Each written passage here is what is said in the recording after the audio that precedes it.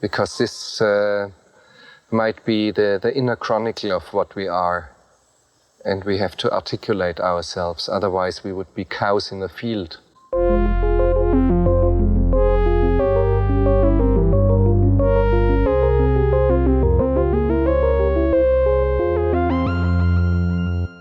Welcome to Cows in the Field. This is a show in which we discuss philosophical themes in popular films. My name is Justin. I'm Laura.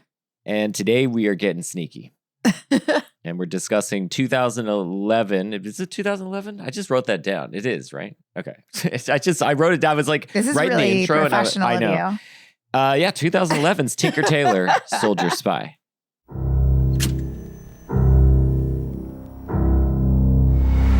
There is a mole right at the top of British intelligence. He's been there for years. For 25 years, we've been the only thing standing between Moscow and the Third World War. I'm retired. You're outside the family. You're well placed to look into this for us now. I'll do my utmost. I know that it is one of these men. All I want from you is one code name. Tinker, Tailor, Soldier, Spy. I need you to do something. Going to have to send you up into the lion's den. If you're caught, What the hell are you doing up here? can't mention me. And welcoming to the show for the first time, we have Abe Mathew. Abe is a postdoc in philosophy at Notre Dame and will be an assistant professor of philosophy at Texas Tech University the year thereafter. He writes about ethics, specifically about obligation and forgiveness. Welcome to Cows in the Field, Abe. Thanks so much. It's an honor to be on my favorite movie podcast. Yeah! I really mean it. I can drop some deep cuts if you want. Oh my gosh, that's we are so honored. sweet of you. Well, Abe, we're really glad to have you. And it came out when we were at the philosophy party that you were a big fan of Le Carre and the novel and the TV show and all the novels. And so I figured you'd be a perfect guest for this. I want to just at the top thank the listener, Simon Messenger, who suggested that we cover this film because it was really fun. And I had a really good time both reading the novel and watching the film. Same, Laura, would you say? Yes. Yeah. So Abe, first question to you. What's your history with Le Carre and this novel in particular, and then this film in particular? So growing up, I didn't watch a lot of movies. When I was much younger, my parents grew up in a sort of religious family, and movies weren't the biggest thing in our household. But I could read whatever books I wanted, and I was really into I don't know what this says about my personality, but I was really into spy novels and mystery novels.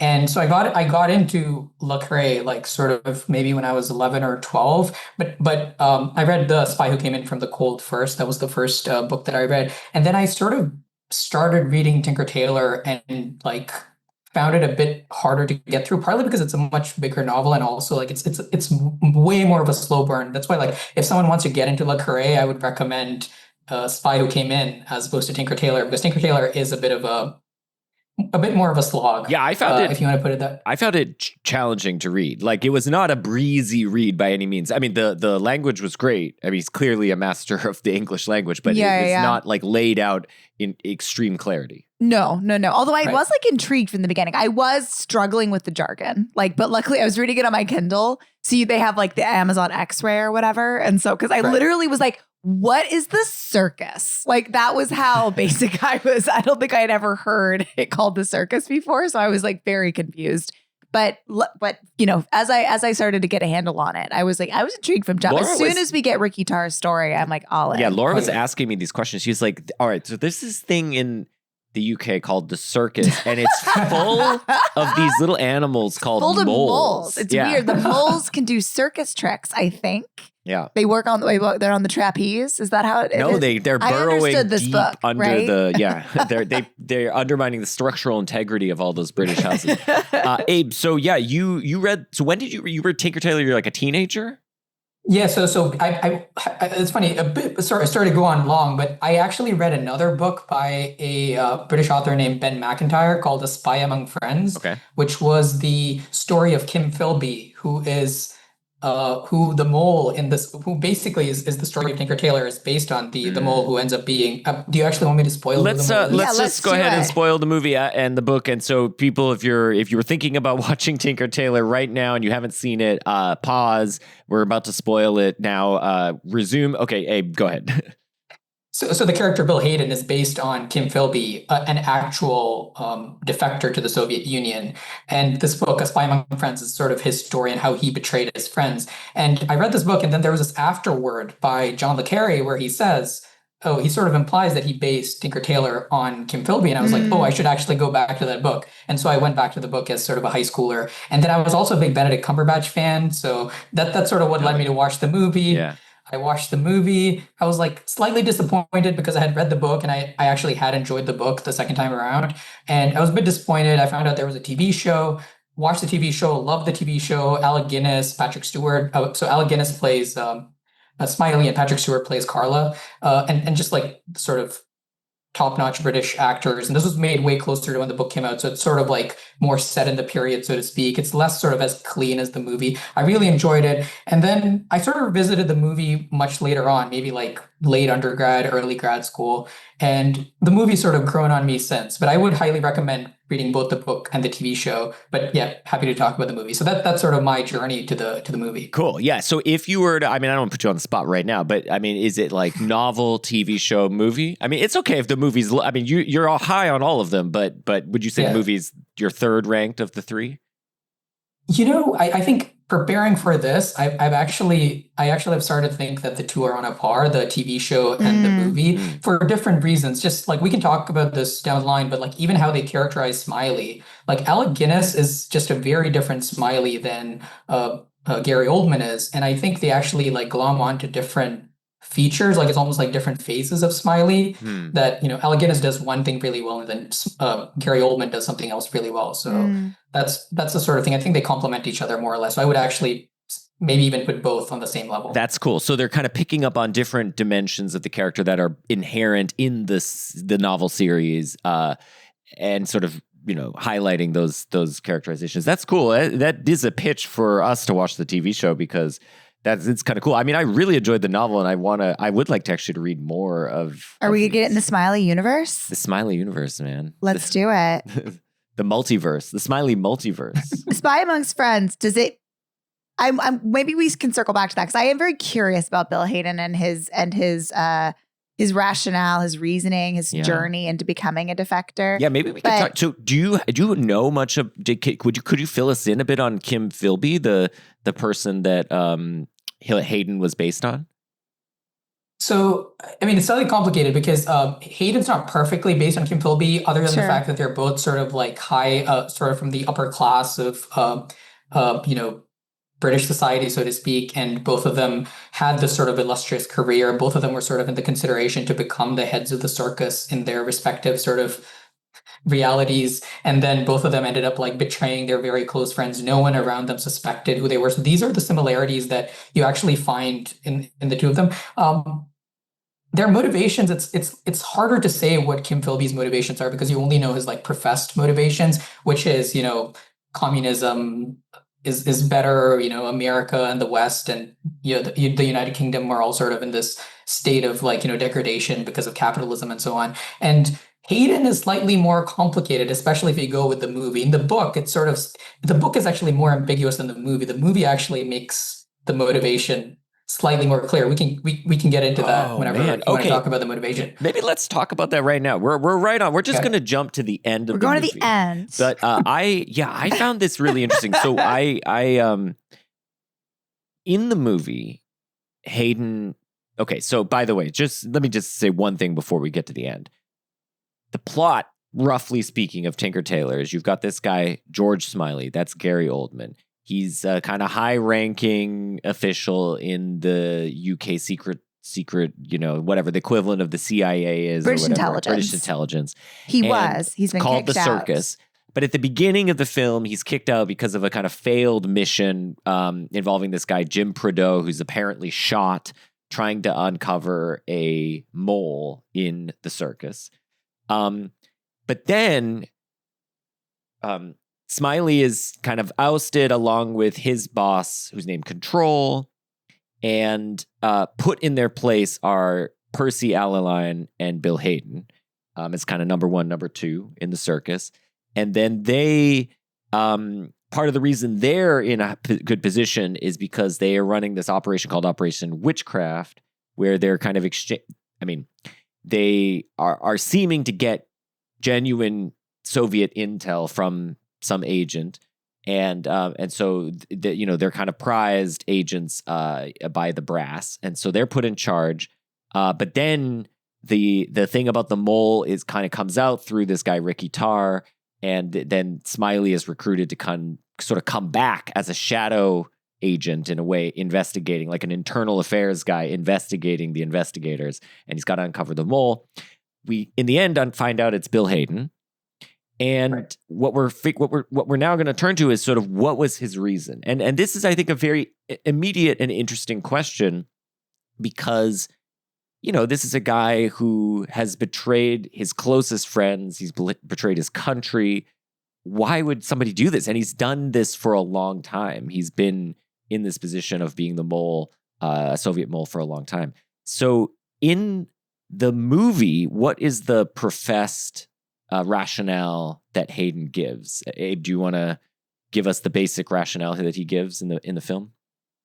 Yeah, so to quote him, he says his reasons for doing it were as aesthetic as much as a moral one. Yeah. And he says it's because the West has become very ugly. Yeah. That's all that he says. That's all he says, yeah.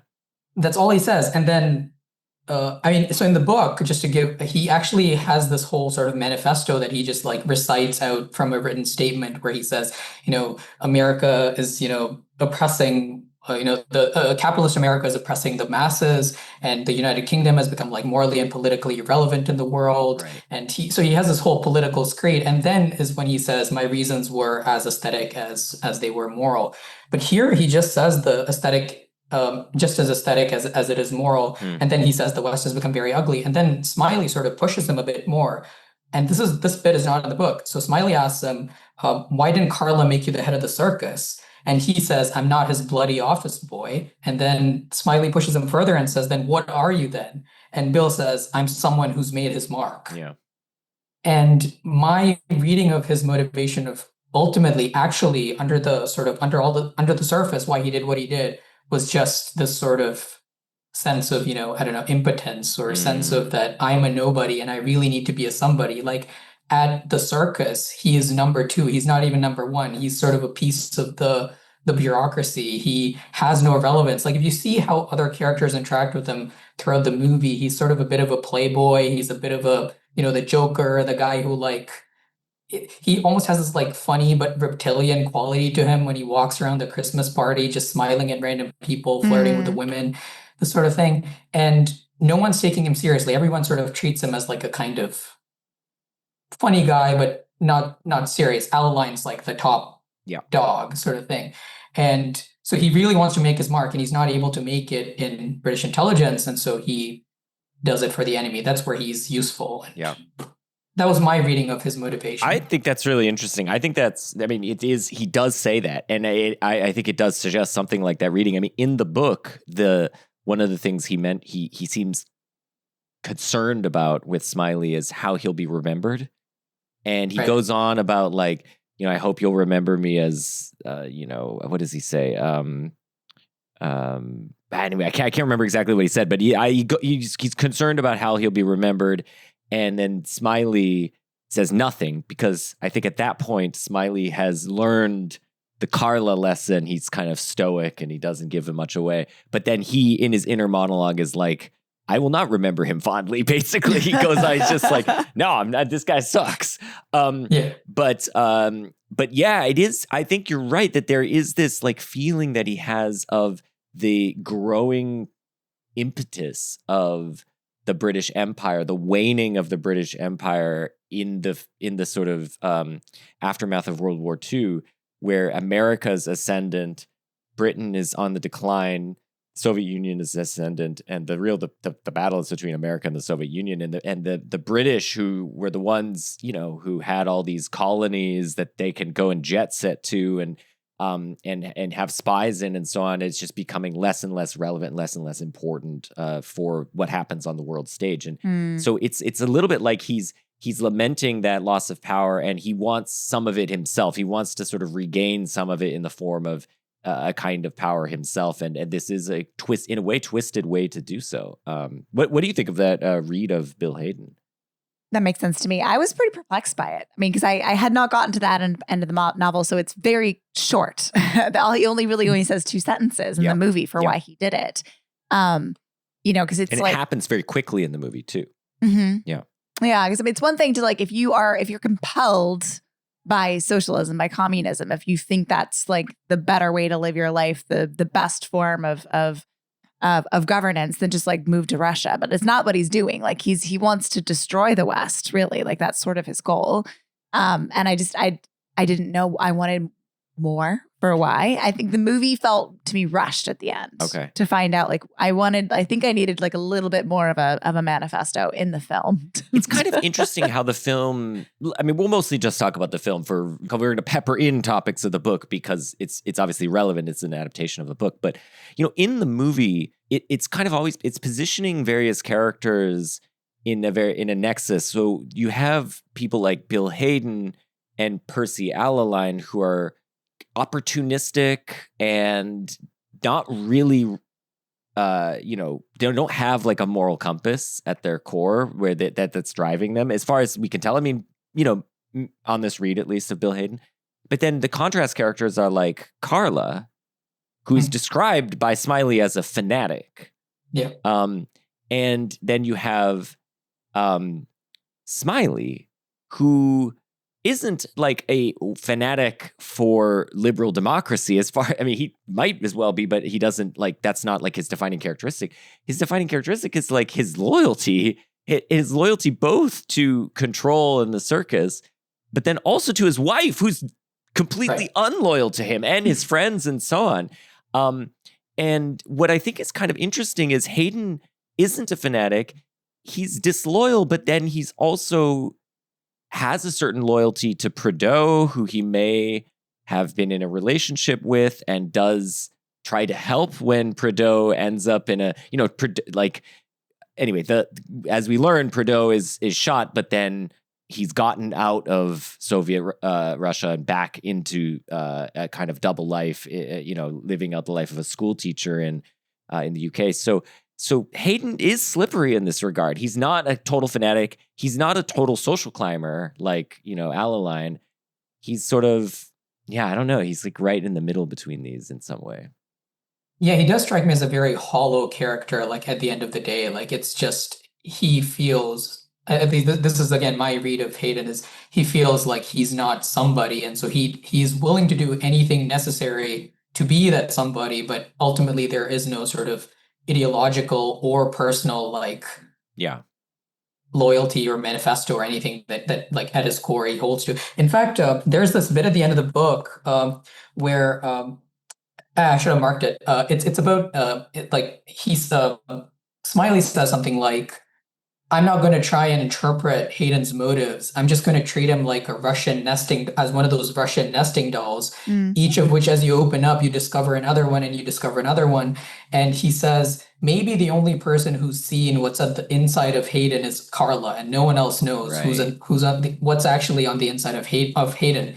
And I think that's also the read I believe we're supposed to take away from the book, is just that like, you can like try peeling away all the layers, but you're never really going to find out what motivates someone like Hayden to do something so like unthinkable, which is, you know, not just betray your country, but sort of fight for the destruction of the entire system that you live in, quote unquote, the West. Well, it's like it's a betrayal both of the superstructure of your society, but also a very personal betrayal. All your intimate friends that you've betrayed, that you've worked side by side with, and including Prideaux, who you may have had a relationship, who's then tortured, you know, and suffers immensely because of, you know, effectively because of you. And I think like, this is one of the things that I think one of the themes of the movie that I want to dig into a bit more, which is sort of the some of the effects and the tolls of the spy life on the various characters that the film, by way of the book, is quite interested in exploring. And one of them is just this feeling of utter paranoia and anxiety that you can't feel comfortable with even your closest friends, because take George Smiley. So his wife is cheating on him openly. So they don't have, but he sort of like remains in a kind of relationship with her nonetheless, forgives her to some extent. Everybody knows too, yeah. whether she's in, she's out. We heard Anne left you again. Like everybody's like, oh, here Anne's like off right now. It's like embarrassing to him how, to the extent to which he's humiliated by her behavior and disloyalty. And yet he stays by her. But then, even at the end of the film where Bill Hayden is like, yeah, I was sleeping with Anne. That was something Carla told me to do to just kind of mess with your head a little bit, because he knew that George's weakness in a way was Anne, because he had talked about his about wives in the process of trying to recruit Carla. Excuse me, but so what do you think about this? Like how even then in the end of the film, Hayden reveals his parent ideology or whatever, his views on things, and George's reaction is like, yeah, well, it's another Russian nesting doll. It's just another thing. I don't feel like I got any further into the Bill Hayden, like even after he's apparently come clean, he's just like, yep, well, there's just more layers. And I'm not really concerned that I'm never going to get to the bottom of this. Like, this is this feeling like we just rewatched Rashomon together recently. And, there is that like one reading of Rashomon is like what's so upsetting about what happens is that everybody's lying to one another and you never really feel like you'll ever know another person, like there's something deeply upsetting about that. And yet these are people who are constantly confronted with not knowing their closest friends and compatriots, I mean, I was going to bring in something related, which is like Smiley is in some ways sort of like, what do you call it? Like a doormat with the Anne stuff. But there's another way in which the sort of distrust actually makes him like somewhat cruel and like actually like you start doubting at certain points whether he's actually like a moral hero. So the bit where that I really felt that was his interaction with Ricky Tarr when he's trying to get Ricky Tarr to set the trap for Alaline and for Hayden Alaline, the little secret circle. And Ricky Tarr will only do it on the condition that he brings Irina back. And Smiley knows that Irina has been shot because he spoke to Prideaux about it before, and Prideaux told him that Irina has been shot. And yet when Ricky Tarr says, I'll only do it on the condition that you bring Irina back, Smiley lies to him. Smiley says, yes, I'll do my utmost to bring her back. Yeah. And like, I just like in that moment, I was like, this is like one of the most cruel things that I've seen like any character in this movie do beyond like Carla shooting Irina. And yet like, he is like our protagonist. And so there's this sort of thing that, in this world where, double crossing and secrecy and all this is the norm, even your best characters have to resort to some kind of deception. And like even the person with the best moral compass has to be a certain kind of cruel person to achieve the ultimate aim. It is like, you like the Ricky Tarr is portrayed both in the novel and in the film as sort of naive compared to these other guys. Like he's in love and he's like, he really wants to save Irina, and Smiley is this, he's just been around the block and he's like, yep, I have to lie to this kid. And it's bad time. Well, I don't know if he thinks it's bad times. He just does it. He doesn't even blink an eye.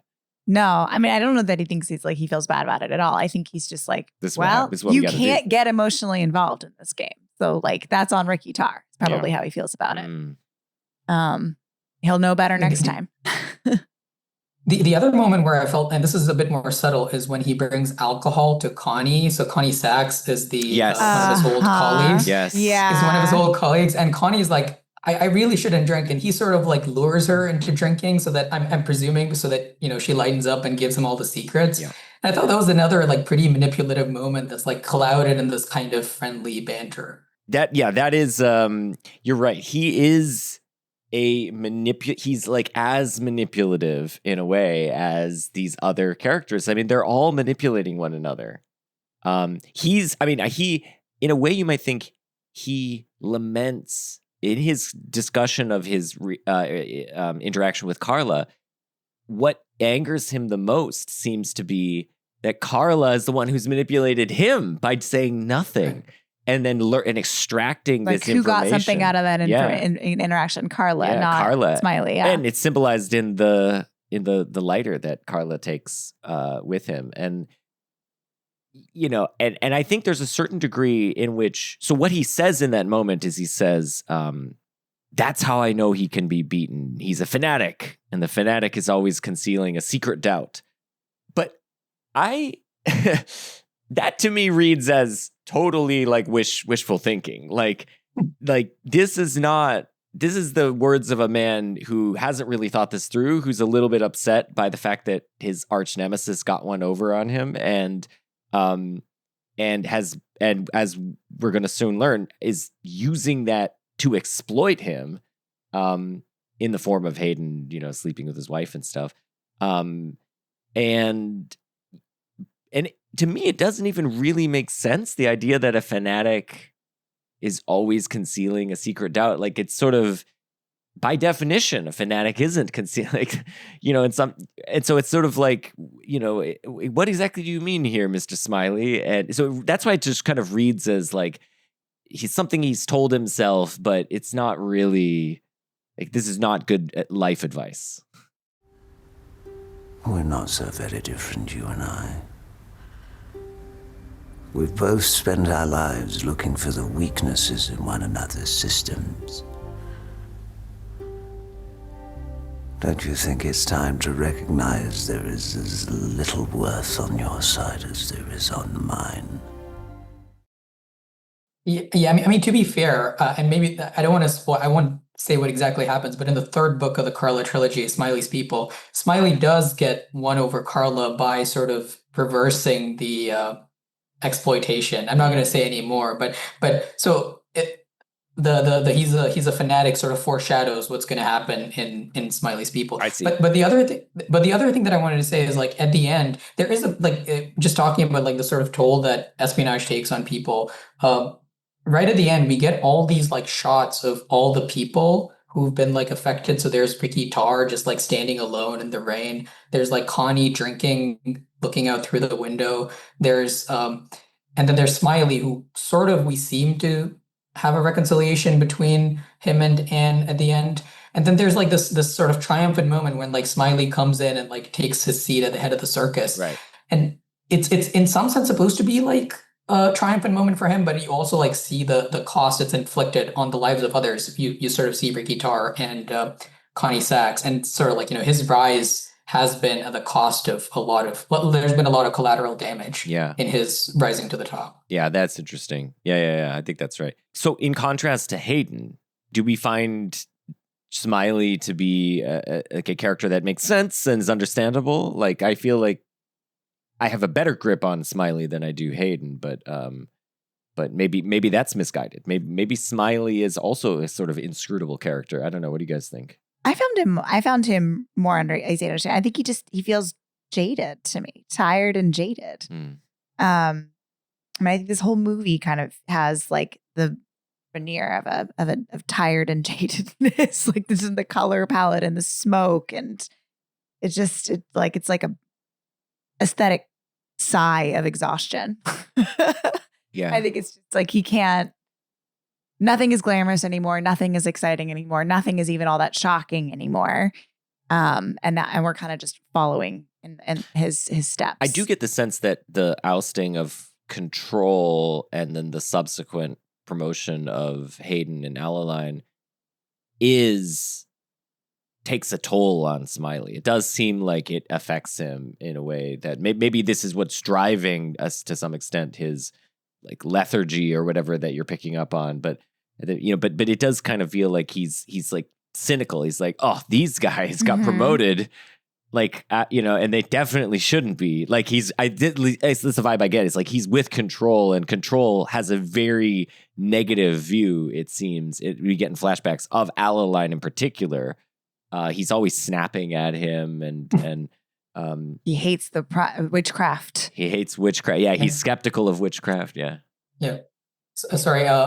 This is how I'll prove that I'm a fan of the show. I remember Laura in one of the Christmas episodes said you were raised Presbyterian. Am I remembering that correctly? Yes, you are. Correct. There you go. So there you go. I'm a big fan of the show. Yeah, no, it's because in the book that Alaline's brought up Presbyterian, Scottish Presbyterian, and then in the movie, Control makes fun of Alaline by calling him a Calvinistic penny-pinching Scot. Yes. So it's like a deep cut reference to the book, because you know that he's brought up Presbyterian. The Christmas sequence in which he insults him is actually not there in the book at all. That's like a complete invention for the movie that I believe John le Carre told the writers that, oh yeah, we used to have like Christmas parties occasionally. And they were like, oh, why don't we actually like have a scene that is just a Christmas party in the movie? And John le Carre he has a cameo in the Christmas party scene. It's when they're all singing the Soviet national anthem. He's in the frame. Oh, that's funny. Yeah. I found the Christmas party another element in which the film is sort of highlighting the unglamorous nature of the spying business. It's not a cool party. It's the direct. I mean, so I think we really have to be contrasting this with Bond, right? So, but these are like the books are coming out contemporaneously with the Fleming novels, or close enough, and there's just like a direct there's the exact opposite. Yeah. There's nothing glamorous about what these guys do.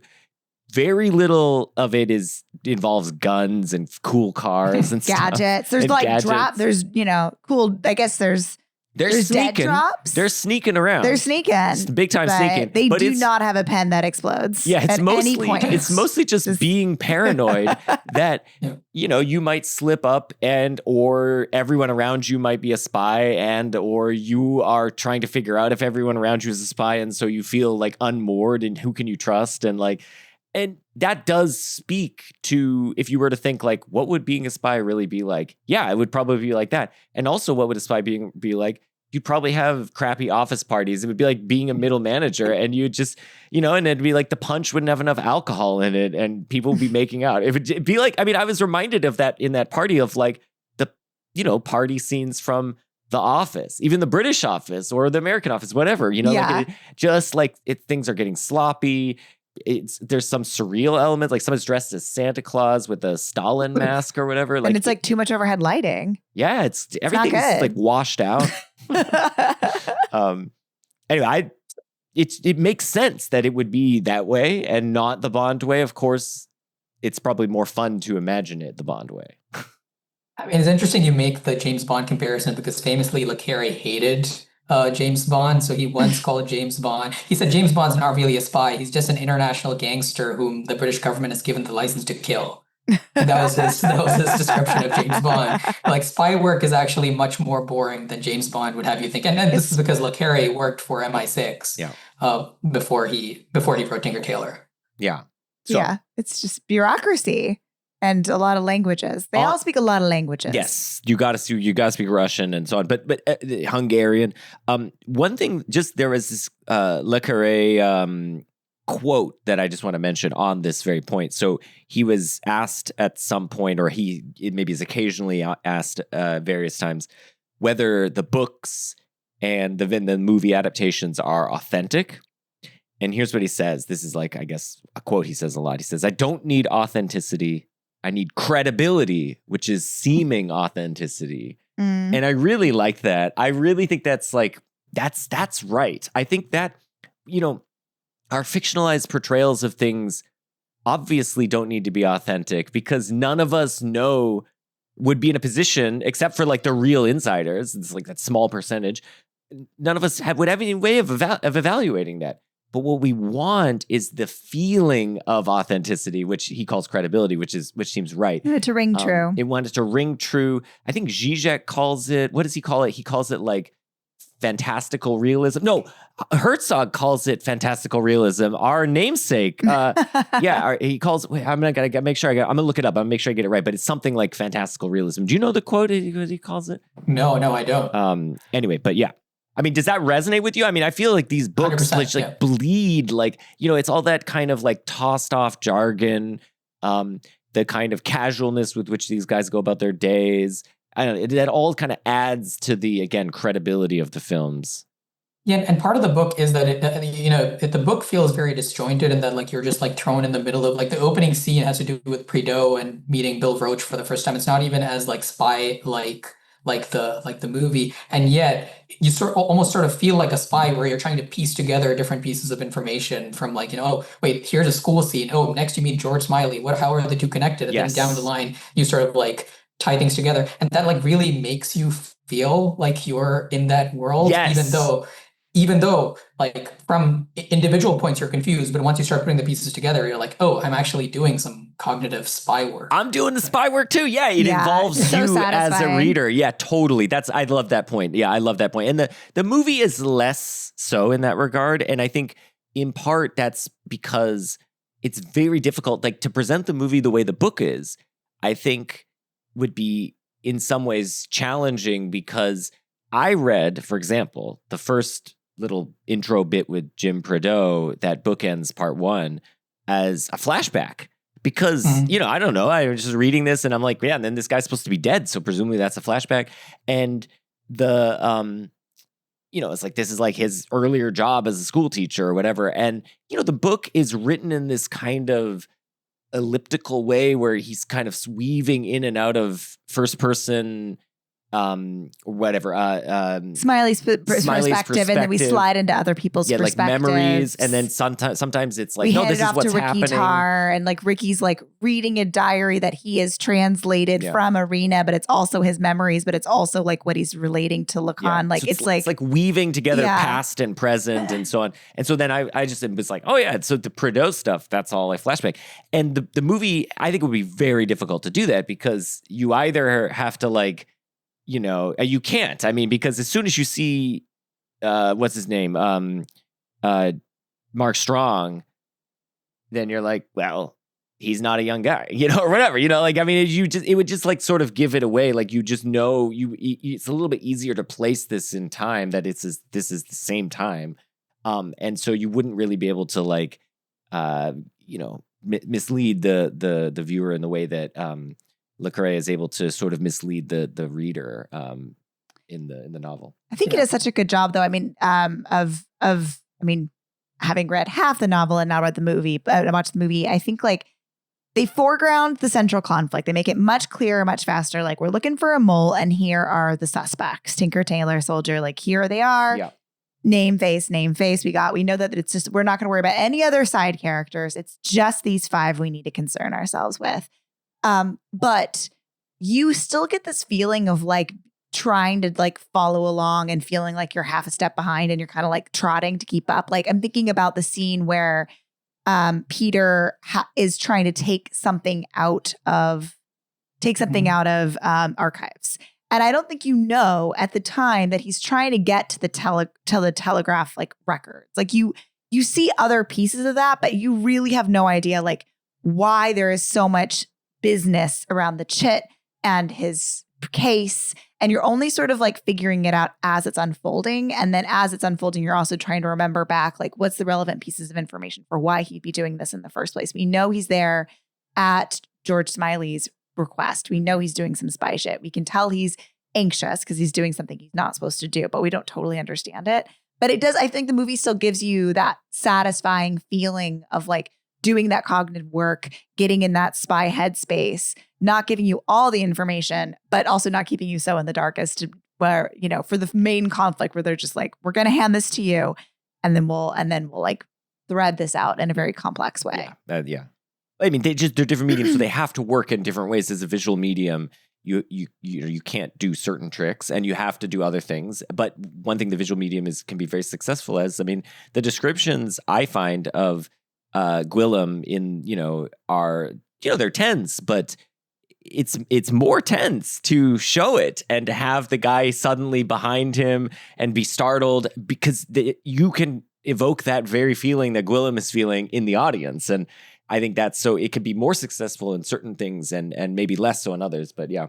I think the detail too of the song that's getting stuck in the heads of everybody who's like listening in on the conversations, the song that's playing in the automobile repair shop, and then he later hears, I think, Bland singing it to himself. Yeah.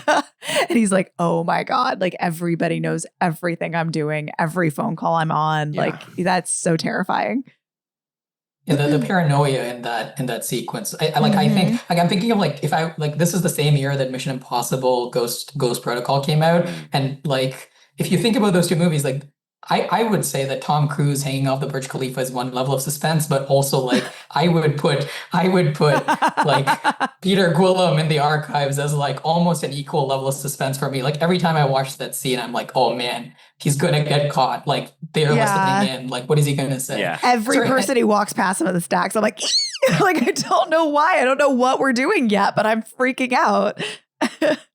I mean, just another point to like the visual medium in a spy movie. Like one thing I really love about this movie is it also makes you feel like a spy in a different way. So for example, all the sideways tracking shots of, in the beginning when they're in Budapest, you have like, what's his name? Prideaux walking and the camera like follows him from the side, but then he occasionally disappears behind people and objects, and there are kids running around. There are like these random telephone poles. It's almost like you're walking on the other side of the street, like in a real spy movie, just like dodging people, trying to like stay out of his sight. There's the other cool shot of like, you don't actually like usually when you have people driving a car scene, it's from the front, but in this it's from the back. So it's Cumberbatch, Mendel, and Peter, Mendel, and Smiley, and it's the back of their heads, and there's an annoying bee that's buzzing around everywhere. But it's like the back of the car, and that's sort of what you would see if you're following a car from behind, as opposed to from the front on angle. So I don't know. They have this cool way of making you feel like you are spying on these characters, sort of voyeuristic. Cinematography. Yeah. And he purposely often leaves heads or faces out of the frame or out of focus too, which makes me feel like desperate to see them. Like you never really see what Anne looks like. You only see her behind. You barely see Mitchum, right? Like I think you kind of just see him in the very beginning when he's with the bees. And then it's always like, he's like, I noticed this with her in their headquarters. Like it's always just his torso coming in and like handing you things. And to me, that just makes me want to be like, looky Luke. Like I'm just like, what does that person look like? Yeah.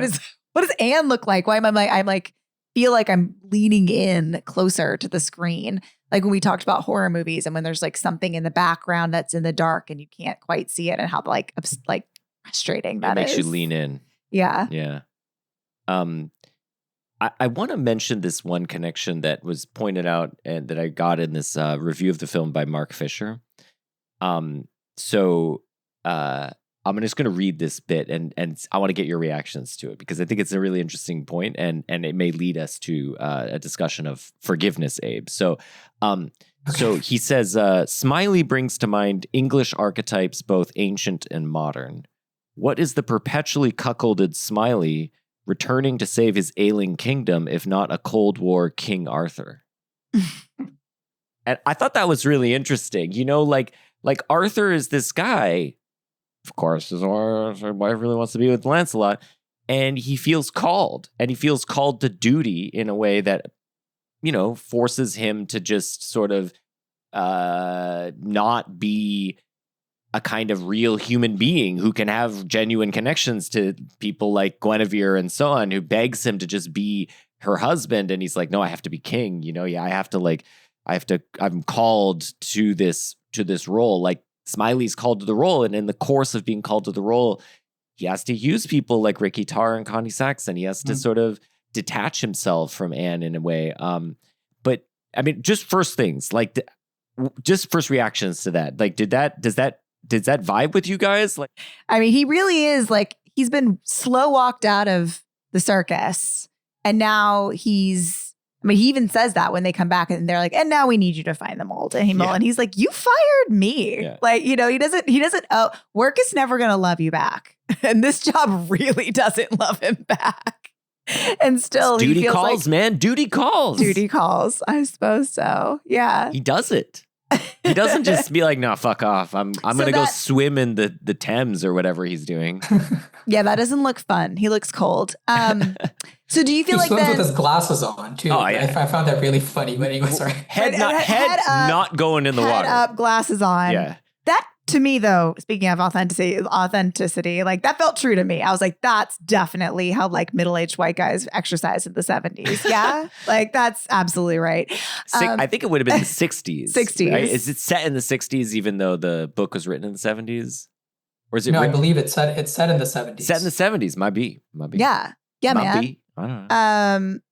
I lost my train of thought because I was thinking about how white men exercised in the 70s. But well, no, the final. So then in that final montage that Abe described to us already, and then we get Smiley sitting in, he's sitting in the throne. Sitting in the throne, which I don't know. Those thrones are those little like soundproofed caravans are so funny. But he's sitting in one of his orange, interiored soundproofed caravans, like at the head where we've seen Control and where we've seen Percy Adeline. And he does have a look that feels that looked read to me when I first watched it, like smug, proud, triumphant.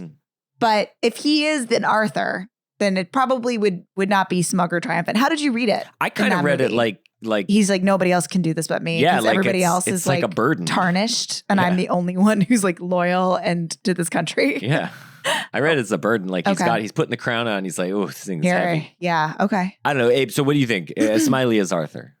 I mean, it sounds plausible to me. One piece of evidence that might push back a bit against that, I was thinking, is initially when they tell him, there's a mole at the highest levels of the circus, he says, "I'm retired." Actually, those are his first lines. He doesn't speak for the first 20 minutes of the movie. And then, Lacan tells him, there's a mole at the highest level of the circus. And he's like, "I'm retired." And then he says, "Control suspected the same thing. Didn't he tell you?" And then he says, "No." And that's basic. So it's the appeal to control that gets them to sort of take the case. And so my read on this, like a possible alternative read, is it's less so the call of duty and more so his loyalty to Control or to particular individuals. So you could read this as that's interesting, yeah. Loyalty to ideas, which is, Hayden and everybody else. And then there's loyalty to particular individuals, namely Smiley's loyalty to Control. And to Anne, And to Anne and to in some sense to Peter. Gwillem. Yeah. Yep, in some sense to Gwillem and even Mendel, because Mendel's someone he's worked with in the past, so he brings him back and he's this like inner circle guy.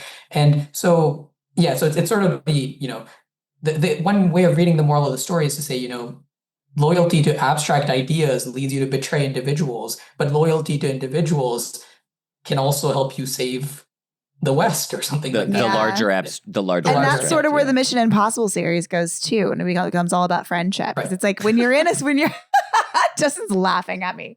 I love it. Laura's like, stop it. Like, here's how I got into this. I was like, I saw that it was like Mission Impossible.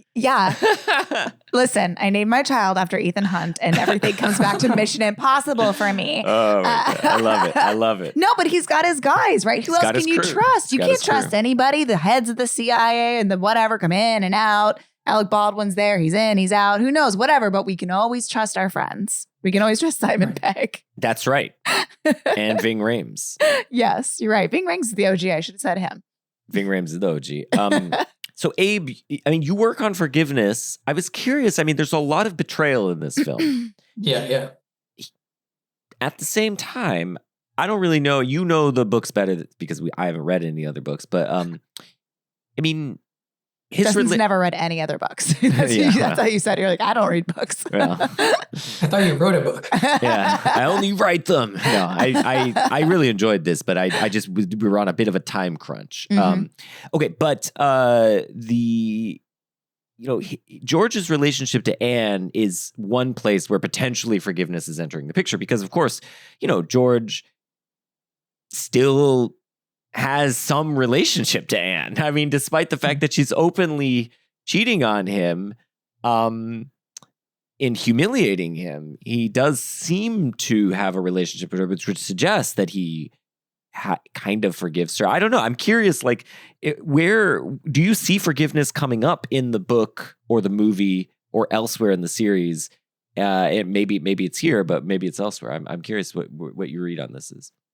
I mean, I don't know if you want me to spoil the George Anne endgame because it happens in subsequent books. Let's go ahead and spoil it. I think it'll allow you to have a more fruitful conversation. So go ahead.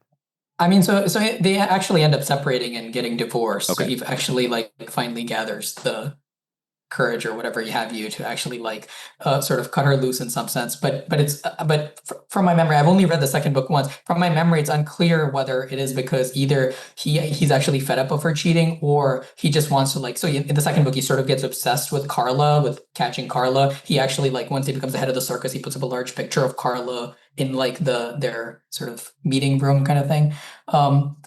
But just coming back to your question as to whether forgiveness is present in the book, I mean, it's very interesting whether forgiveness is even like a rational thing in a world where there's a ton of backstabbing and, a lot of secrecy and double crossing going on. Because one way in which you can think about forgiveness is, forgiveness is sort of letting down your guard against someone who's hurt you. So, when someone hurts us, we put up our guard, we're no longer vulnerable to them. And when we forgive them, we're sort of saying, okay, I'll let you back in to my sort of circle of people with whom I'm being vulnerable. And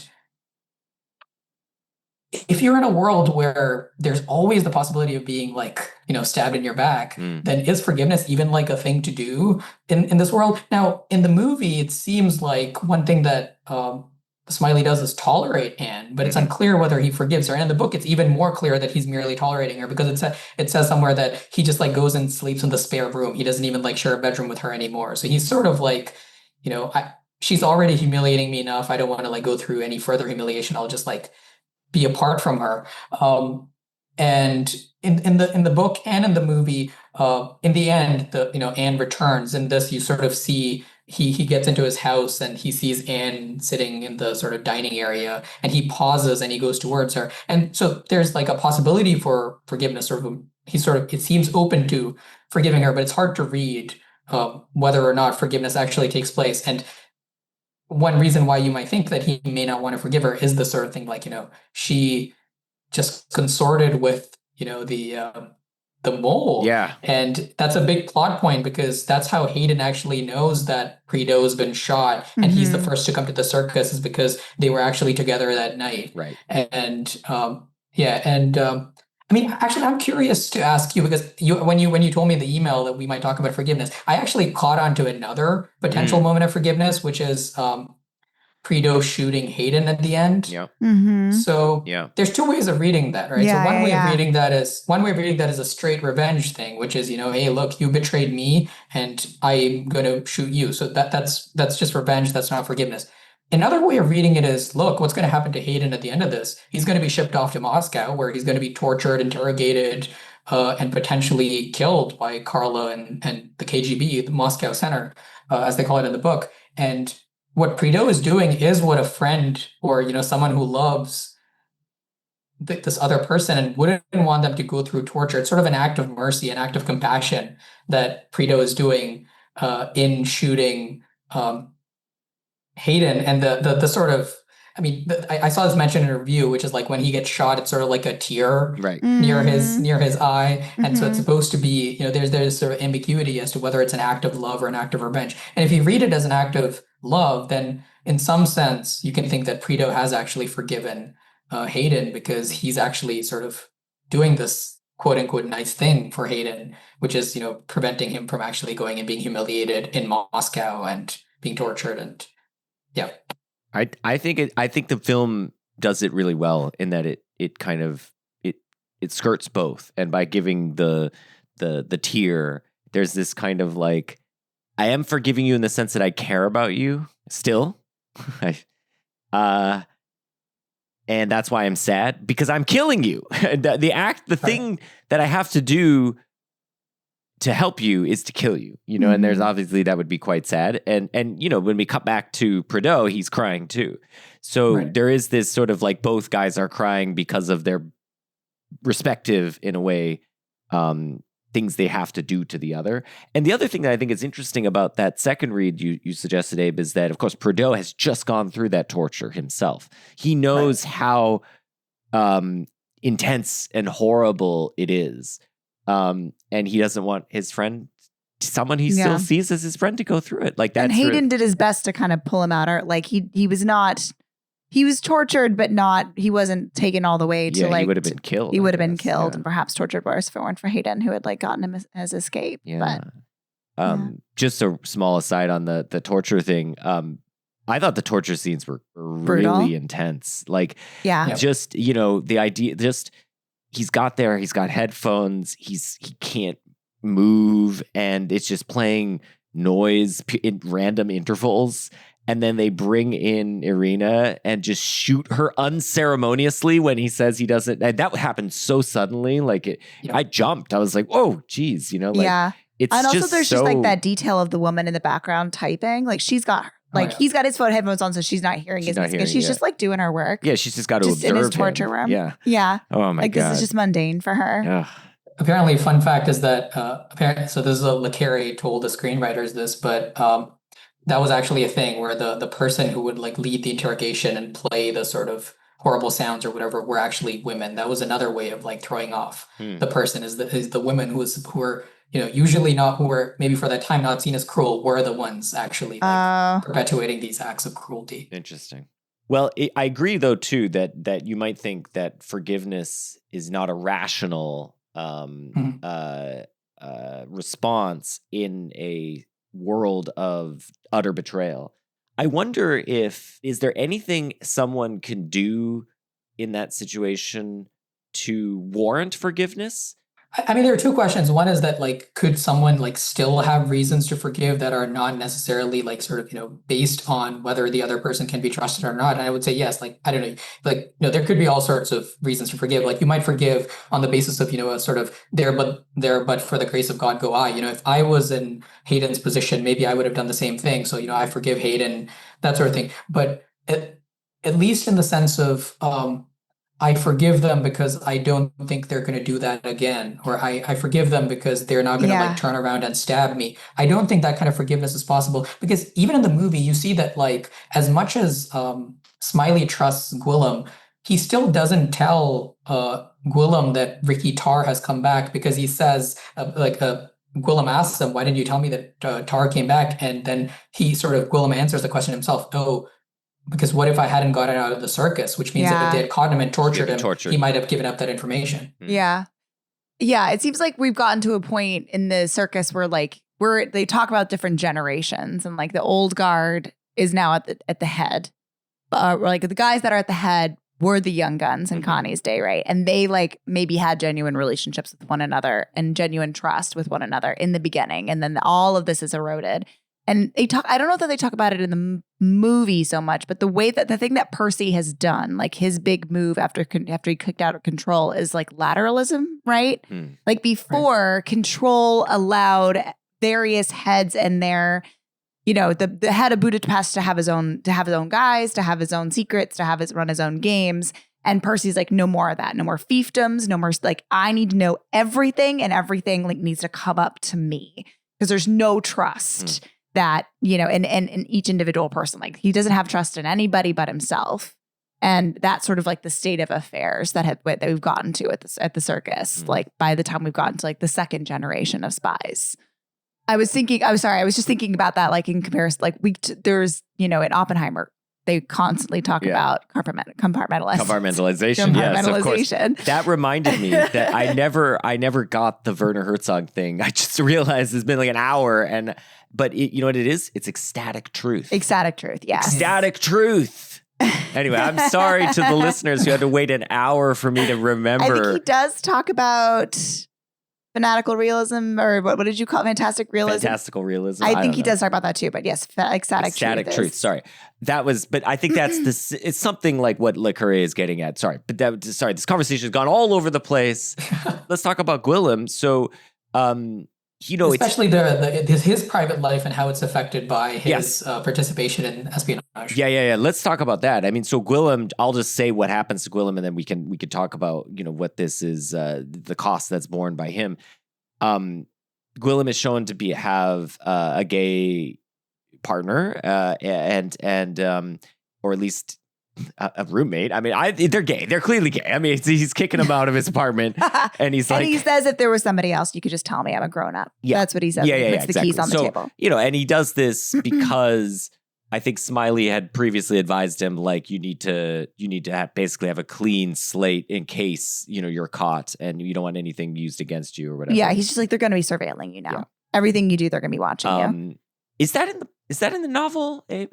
So the novel is slightly more complicated. In the novel, Gwilym's actually sort of a James Bond type character. He's like a womanizer. It says at some point early in the book that he is like a string of girlfriends in various cities and the sort of thing. Right. And then in the novel, throughout the novel, he's in a relationship with this girl named Camilla, who's a music student. Oh, and that's she's playing right. the flute and something. And they meet at a Christmas party where she talks to him about philosophy. That was like the thing that I picked up on. Yes, definitely. But in the book, you sort of do see his relationship deteriorate because the deeper he gets into the conspiracy around Merlin, the witchcraft, the mole, and all this sort of thing, he also starts doubting whether she's telling him the truth, and so you can sort of see like he starts as the conspiracy sort of grows on the political side, he starts doubting whether she's actually who she says she is, and they sort of break it off at the end. And what I thought was in the book, it sort of spread out throughout the book. In the movie, it does it in like one single scene. It's just literally one scene shot through a window, like two sequences with Cumberbatch coming into the room and then him like telling the other guy to leave and then sitting there and crying. And it just like resolves it. And I thought the movie did it actually like really, really well. I guess because, a heterosexual relationship in the 70s could get complicated, but a homosexual relationship was just like a plain, illegal. No and go, so yeah. that was just a much easier thing for the movie to do. I thought it was really interesting, especially also highlighting the Prideaux-Hayden potential relationship there as well. But yeah, did you have thoughts on that, Laura? I don't know. No, I mean, I thought it was efficient and heartbreaking. Yeah. And you also thought like, if you are gay in the 70s, like that's the kind of life you do have to lead. Probably one of a spy, one of somebody who's in the intelligence, somebody who's like, you're always living like a double life or keeping deep, deep, deep secrets and not telling, your coworkers all the details of your life. Like you're sort of already. Maybe you're like a master of that. Yeah. It's already sort of a skill set, like a really painful skill set that you've had to develop if that's like where you are. So I thought that was also like a nice match that made sense to me that like, yes, if you were secretly gay, you would be a really good spy. There's actually another Benedict Cumberbatch movie, The Imitation Game, where he plays Alan Turing, who is also deeply closeted gay person. And in that, Mark Strong, who is also a character in that, tells Benedict Cumberbatch at a certain point that we actually picked you for the intelligence services because we knew that you had more secrets than even the best of the spies that we had. And so, you make a good spy because you have your own deep secrets. And so I thought that was a cool connection. Yeah. Maybe I like deeply remembered that, but didn't remember it explicitly or something. Because I have seen the Imitation Game. Yeah. Sorry, to bring it to a slightly darker note, I think the one woman character who doesn't have a speaking role, but the image is very haunting, is the woman who gets shot at the beginning of the movie. Like, that was like the one with the breastfeeding. Baby. Yeah. The one with the baby. That was like, that freaked me out the first time I watched it. And then I listened to the DVD commentary the other day with Thomas Alfredson, the director, and Gary Oldman. And Thomas Alfredson said that was actually a scene that was actually a shot that was written by Bridget O'Connor. The husband and wife, Peter Strawn and Bridget O'Connor, wrote the screenplay, and Bridget O'Connor insisted that she keep it in the final script, and she described it as a reverse Pieta. So the Pieta is the Virgin Mary holding the dead, her dead son, and this is like a reverse where a dead mother is holding a living baby, and for some reason, and Bridget O'Connor had been diagnosed with breast cancer a few years before that, and knew that she was going to, it was sort of a case of terminal cancer, and she died a couple of weeks before they started shooting.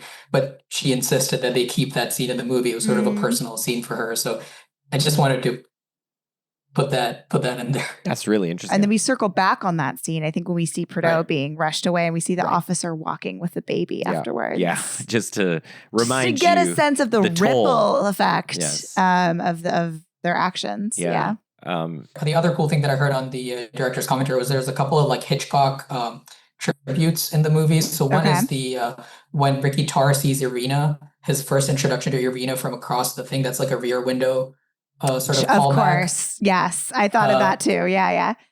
And then the other one is, and also when Peter Gwilym is in the archives, the first shot we see of him is through these like multi-windowed sort of grid-like structure, and we see him walking through. And then the other callback is when at the end when Smiley is listening to Ricky Tarr's confession, and then it says something like, actually all the intelligence that Moscow is giving us is shit. I think that's the exact line. You get like a shot of each of the suspects. You get like Percy Helleline, Bill Hayden, Esther Hazy, and Bland, and each of them have like a dolly zoom effect that's done to them, where the background and their face is like moving, and that's obviously a Vertigo reference. So those are like two sort of internal Hitchcock callbacks in the movie that I thought was really cool that they put it in there. Yeah. Yeah. And like Hitchcock is so great at getting you in that paranoid headspace of not knowing what to believe too. Abe, thank you very much for being here. So normally this is where we would ask if you have anything you want to plug, but so please, if there is anything you want to plug, like where people can follow you on social media or, read your work on forgiveness. I don't really have much to plug. I would plug the John le Carre, I would plug The Spy Who Came In From the Cold, the Carla trilogy, which is Tinker Tailor Soldier Spy, The Honorable Schoolboy, and Smiley's People, and also the TV show with Alec Guinness. Everyone should go watch the TV show. It's really great. It's a very different vibe from the movie. It's not as slick as the movie. It's much dirtier than the movie in some way, because it was like, it's obviously made for TV, but it's also kind of 70s London, sort of closer to its time. And so you really get a vibe for what the time was like. And it also like lets the plot sit for much longer. It's a multi-part TV show. So that's what I would plug. Yeah, it's hard to do the 350-page novel in 2 hours. That's tough. So I thought the film was successful in that regard. I did Hard too. Oh, and also shout out to Hoyte van Hoytema, who was the cinematographer. Oh yeah, I definitely was jumping at this. I was doing the Leonardo DiCaprio meme when it was Hoyt. Yeah. I know. We were with a friend who's not a big movie buff, and she was like, "What?" You're like, "It's Hoyt." Abe, thank you very much for being here. This was really a pleasure, and for sharing your love and knowledge of the novel and the book. Thanks so much for having me. And again, this is my favorite movie podcast. Yes! I guess I should plug you guys. Everyone should, I don't know, like, subscribe, do whatever. Listen to more episodes, like, subscribe. We are at Calcipod on Twitter and Blue Sky. You can find us on the web at calcipod.com. In 2 weeks, we will be talking to Scout Tafoya about Reanimator. New merch. We got new merch. Shop.calcipod.com. And just an example of new merch. We've got hats now. You can get the wide bill hat. I don't actually know if that's true. Is it wide bill? I don't know. It's a hat. You can get a hat with cows on it, and you can get a mug and a bag and a shirt that has a little cow in the corner, and then on the back it says "Cows in the Field." Laura was very excited to do that kind of shirt. So anyway, some long sleeves options for you. Yeah, we've sold 0 things from this, so it's we're so proud. We're very proud. Yeah, and so tune in then for Reanimator. We'll see you then. Bye.